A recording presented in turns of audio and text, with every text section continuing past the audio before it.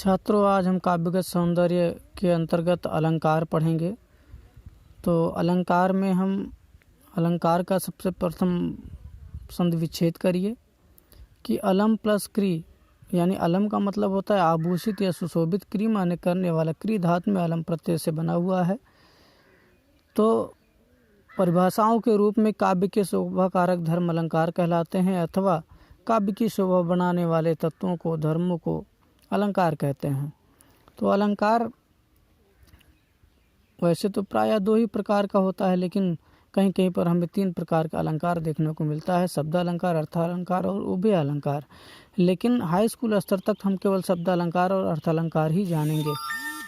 तो शब्द अलंकार में अगर किसी कविता में शब्दों के माध्यम से चमत्कार उत्पन्न किया जाए तो वो शब्द अलंकार कहलाता है, और अर्थालंकार कविता में यदि अर्थ और भावों के द्वारा चमत्कार उत्पन्न किया जाता है तो उसे अर्थालंकार कहते हैं।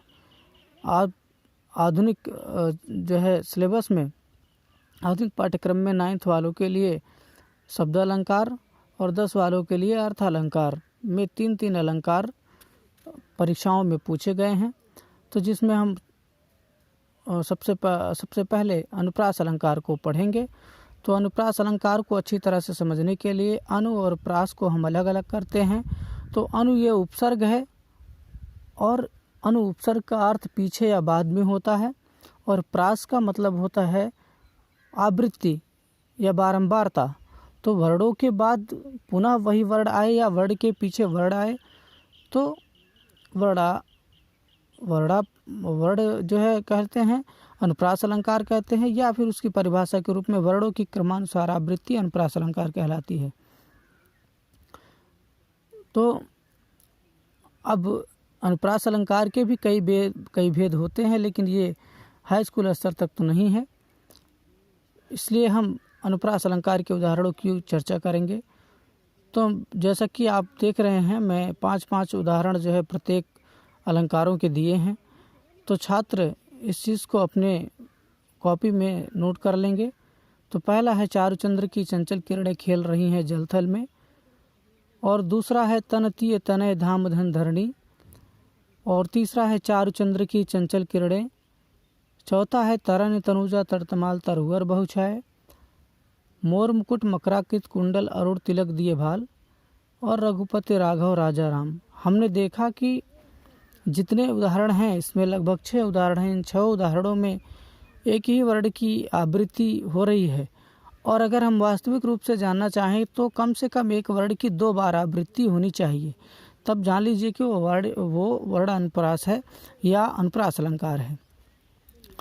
फिर यमक अलंकार में देखते हैं। यमक का अर्थ होता है, यमक माने होता है युग्मज, युग्म का मतलब होता है जोड़ा या युग्म, यानी एक ही शब्द के अनेक बार भिन्न अर्थों में आवृत्ति हो, या एक ही शब्द का जोड़ा एक से अधिक बार आ जाए, यानी एक शब्द कम से कम 2 बार आए, और किंतु दोनों का अर्थ जो है अलग अलग भिन्न अर्थों में उसकी आवृत्ति हो, तो यहाँ यमक अलंकार होता है।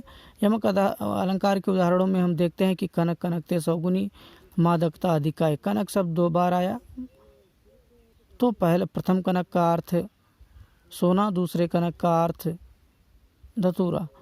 और दूसरा उदाहरण है नगन जड़ाती थी वे नगन जड़ाती थी।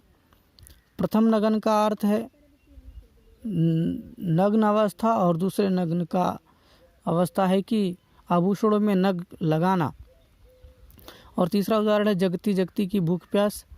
इसमें जगती जागृत होना, जगती संसार की, सजना है मुझे सजना के लिए।